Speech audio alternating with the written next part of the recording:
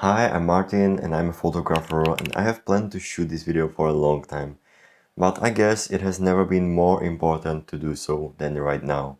These days we are witnessing Russian invasion to Ukraine, followed by horrible war, and it's also heavily called as information warfare because of all those disinformation and misinformation that accompanies the war. I am not a political expert, I'm a photographer, so I will not be talking about geopolitical background out there, but because of my insight to photography, I can try to tell you more about the truth of the imagery, about fake images, and about finding the truth inside tons of manipulated photos. So without further ado, let's get straight into Photoshop, because I want to show you some fancy stuff. Okay, so that's Adobe Photoshop and that's where all the magic happens.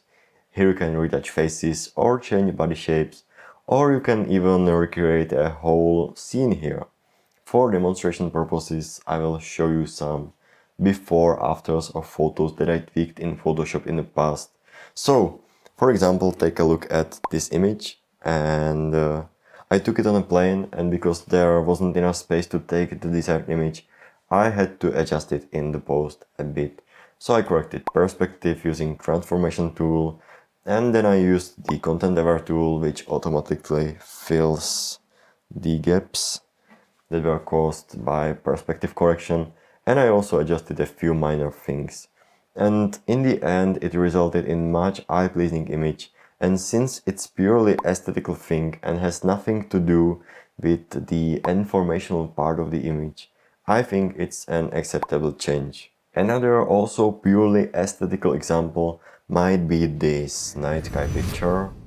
And if you take a look at it, you can see that there is this little graffiti thing, and I really didn't like it here, so I decided to put it away with some simple retouching techniques, and voila, it ended like this. And I bet that you can't even find any traces of retouching even if you zoom in.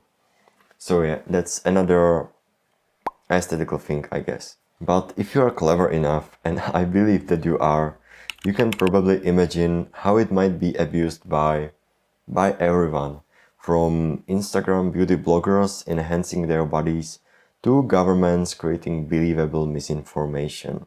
All the editing you have just seen was done using basic retouching functions that have been around already for years.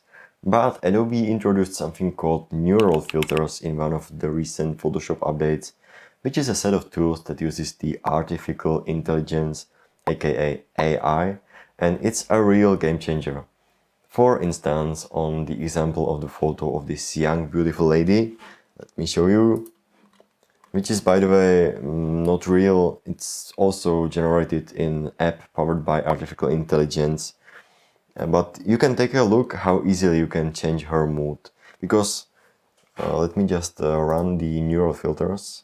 There is something called a happiness slider, which you can move to the right or to the left like this. So you make the woman instantly happy or just looking happy, you know. And even if you wish, you can make her even angry like this. Okay. And it's still a relatively new tool, so the results are often imperfect, but I think it's just a matter of time until this tool gets perfect. Okay, let's just make her happy again and let's continue the video. However, this no longer applies only to photos, but also to videos. Lately, the phenomenon called deepfake popped out, which is a tool that can be used to manipulate video using artificial intelligence, and it performs quite well. So just imagine if a video of your favorite singer, actor or politician appears on the internet, and that person starts saying things that you would never expect them to say. So that's basically how deepfake works. But now the question is how to find the truth in today's world. And is it even possible to find out whether the photo has been manipulated or not? The answer is it's difficult, and yep, it's difficult more than ever. You have basically three main options if I'm right. So firstly, you can take a detailed look on the image and try to find any abnormalities.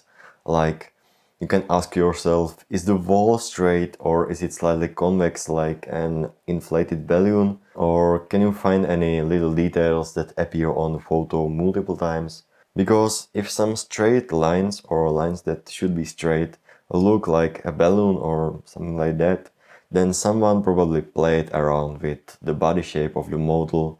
And if you find any identical patterns in the photo, it might be a leftover of retouching, because retouching is basically done by duplicating a certain part of the image to cover something else. Second thing, and in my opinion the most important thing, is checking your sources and using only verified sources. If you are talking purely about information value, large media outlets or media houses usually have so-called codes of ethics, which by the way prevents photojournalists from manipulating images. This means that if you follow a medium that is verified and trustworthy, you are more likely to avoid manipulated photos. But as we experienced in the past few days in the context of war, conflict in Ukraine, some public media, especially some specific ones, can't be trusted at all. And no, I am not talking about BBC, CNN and other Western media, of course, but I bet that you all know what I am talking about, right? And the third thing is rely on the community or experts. If a fake image appears and someone notices it, it usually gets noticed very quickly. And if it's not completely clear and if it's a very important issue, there are also various investigative groups such as Bellingcat, which are very helpful in verifying whether the information is true or whether the photo is manipulated. So these are three main clues on how to recognize a fake image. Zoom in, check your sources and follow the community. But there is also one other problem. If you have the balls for it, you don't even need Photoshop and you can create these fakes right in front of the camera lens. And that's also what someone probably did in the context of the Russian-Ukrainian conflict. Because when this conflict started, we could see some photos that were supposed to show destroyed military vehicles or wounded and killed soldiers. But in the end, it turned out, for example, in the case of the exploded military vehicle, that there could not have been an explosion because it showed signs of completely different damage. So that attack was simply staged. Then it's even much more difficult to find the truth, and sometimes it's even impossible.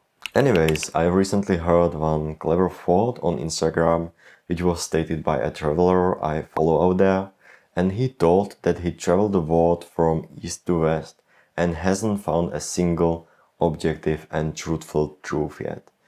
And yeah, he's right, because the truth is a very relative thing and all the people around the globe have their own opinions and truth. But it's important that among those relative truths, there are so many fakes and we should be aware that they are there, and it's much easier to fake something nowadays than ever before. So what's the main takeaway? Pay a strong attention to little details, properly check your information sources, and if you are unsure, check how the community reacts to certain photos. And be aware of what you are telling others, because the information is so powerful nowadays. That's it. Thank you for watching, and if you like this video, please subscribe to the channel and give it a thumbs up. And yeah, let me know in the comments whether you have ever believed something that turned out to be fake, or describe your other experience with disinformation or misinformation. And don't be shy, it happened to me several times too. See you later, stay truthful and pray for Ukraine.